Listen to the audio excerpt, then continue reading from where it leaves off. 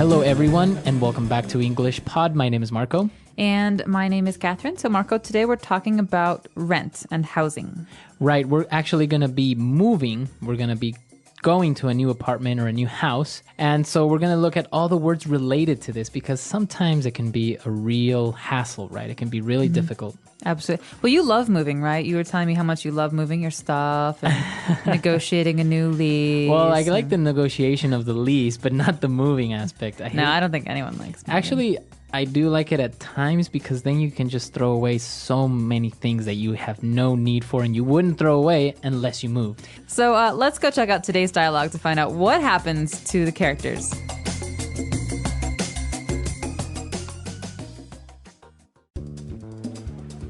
Okay, that's fine. Bye. What happened? That's it. My lease is up. I have to move. What? Why? Can't you renew it? The owner apparently is selling this place to make way for the construction of a parking lot. Well, I can help you pack. We should start looking for a new place for you ASAP. I think I might move in with my parents for a couple of months until I can find something. You know how hard it is to find a decent place around here. I'm going to have to put most of my stuff in storage for a while.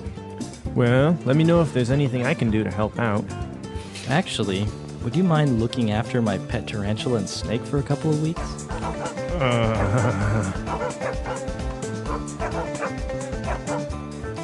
Sure.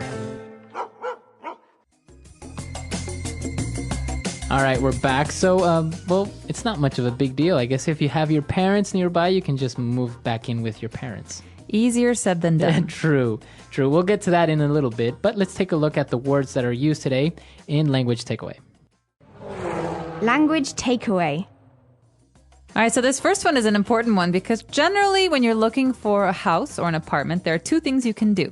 You can buy a house or you can lease a house or apartment. So lease here, Marco. It's basically to rent, right? It's a contract where you agree to pay a monthly or a quarterly fee for using that house or apartment. So do you own your apartment or do you lease it? No, mine, I lease. Yeah, I am I do not too. a homeowner yet. Right. So owning a home is a lot more expensive at one kind of period where you have to just pay in and you have Right. maybe a mortgage. But leasing is just a monthly fee, like you said. So in this case, they had to leave because their lease was expired. Exactly. So you can, at the end of a lease, do one of two things. You can stop and you can find a new apartment or you can renew your lease. All right, and that's our next word. To renew your lease basically means to continue. continue. And this is actually a good word because it can be used with any contract because really a lease is a kind of contract. And so I can say I renewed my job contract. Or maybe a magazine subscription. Yeah, You so- renewed your magazine subscription. It's a way of saying that you've committed to paying for the next 6 months or 1 year. Okay. Well, and after that, as we said, the person decided to move in with the parents. So move in. Move in, well, we can say he moved his car. He put it in a different place. But to move in is actually to change houses or to change apartments. And you're literally moving your things in, you're moving your clothes in, you're moving into a new home. So you're living in a new place. So in this case, this person is going to live with the parents. Move in. All right. And our next word is when you have to move, you have to pack. Okay, so you can pack a lot of things. In this case, you're packing a box with all of your belongings, your books and your pillows and all that. But you can also pack a suitcase or you can pack luggage. So packing is putting things into something so that you can move them. So you can carry them or take them somewhere. Exactly. So in this case, you have to pack your things, put them in boxes to take them to your new home. And our last word is an acronym when you said ASAP. All right, snap. Come on, ASAP, Marco. ASAP. Describe this for us quickly. All right. So ASAP is an acronym for as soon as possible. Okay, so you often see this in the office on envelopes or emails. Right. So please respond ASAP, ASAP. This means please respond right away. As soon as you can, as soon as possible. All right, so 5 great words that we've just taken a look at. Let's listen to our dialogue again, and we'll be right back. Okay, that's fine. Bye. What happened? That's it. My lease is up. I have to move. What? Why? Can't you renew it? The owner apparently is selling this place to make way for the construction of a parking lot. Well, I can help you pack. We should start looking for a new place for you ASAP. I think I might move in with my parents for a couple of months until I can find something. You know how hard it is to find a decent place around here. I'm going to have to put most of my stuff in storage for a while. Well, let me know if there's anything I can do to help out. Actually, would you mind looking after my pet tarantula and snake for a couple of weeks? Sure. All right, we're back and we have a couple of different phrases for you. So let's look at those now in Fluency Builder. Fluency Builder. Our first one's a little bit unusual. We heard the phrase, my lease is up. So, Marco, let's talk about this phrase, to be up. All right, so if something is up, as in this case, the lease, it means it's expired, it's finished, right? So it's over. It's over. You can also say, our time is up. Right. If we have a meeting. So that's all the time I have. Time to go away. Time is up. Very good. So it's always related to time or maybe a contract, as in this case, or your lease is up. So it means over or finished. All right, so moving on to our second phrase. To make way for. All right, so this is a great one. This often makes me think of kings and queens in the old days. They say, make way for the king. So you have to Get out of the way. Yeah, get out of the way or to clear some space for them to move because there's too much stuff in the way. And so in this case, the owner of the apartment where the guy was living in is trying to make some space or make way for a parking lot. Right, so he's basically going to sell the building or house and build a parking lot instead. So they are making way for the new parking lot. They're clearing space. And this is actually really sad because my childhood home, they destroyed to make way for a larger, ugly, big Building? house. Yeah. Really? See, it happens all the time. Now they're making way for malls and big buildings, and all of our little houses are destroyed. And, well, moving on to our last phrase, the person asked the friend if he would mind looking after the pet snake and tarantula. I would mind. You don't like snakes or tarantulas? Well, I don't mind them as long as I don't live with them. So would you mind? This is a nice way to start a sentence if you want to ask for a favor, right? Exactly. So here's an alternative. Hey, Marco, can you do this for me? I could, maybe.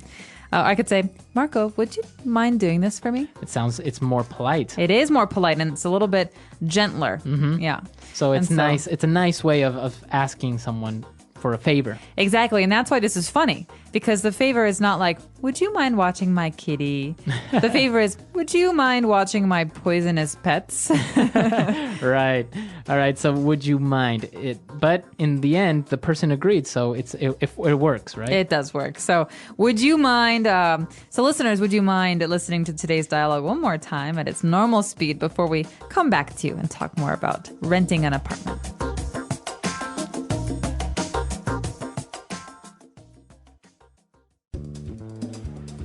Okay, that's fine. Bye. What happened? That's it. My lease is up. I have to move. What? Why? Can't you renew it? The owner apparently is selling this place to make way for the construction of a parking lot. Well, I can help you pack. We should start looking for a new place for you ASAP. I think I might move in with my parents for a couple of months until I can find something. You know how hard it is to find a decent place around here. I'm going to have to put most of my stuff in storage for a while. Well, let me know if there's anything I can do to help out. Actually, would you mind looking after my pet tarantula and snake for a couple of weeks?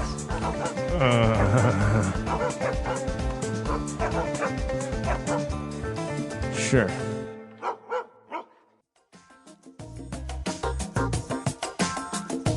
All right, so moving in now, you have different stages in your life, right? When you move out, for example, you move out of your parents' home and you live on your own. And then maybe, like in this case, you would move back in with your parents. How do you see that happening? I see it very often. My brother just moved back in with my parents. Really? Yeah, I think that it depends on the person, honestly. I mean, especially because the economy has really been suffering for the last year. A lot of people are doing this because, you know, in a lot of cities in America, you can spend $1,000 to $2,000 a month for an apartment to rent. Right. And that's a small apartment or a shared apartment. And so I understand this is it's a better option now than it was before because everyone wants independence. Right. But sometimes you just can't afford it. Exactly. And it's a cultural thing because some people move out of their parents' home maybe for college. It's very common in the U.S. for to study in another city or another state, right? And but then maybe coming back home and moving in with your parents. Or in other cultures, maybe they don't move out at all. Maybe they only move out once they're married. Exactly. So a lot of people in China, I think in Shanghai specifically, don't move out of their parents' home until they're going to get married. Right. Well, and it does make sense in many big metropolis because, as you say, rent is expensive. Living on your own is expensive. And, well, you don't have anyone to share those costs with, like gas, water, electricity, even food, right? It's cheaper among more people.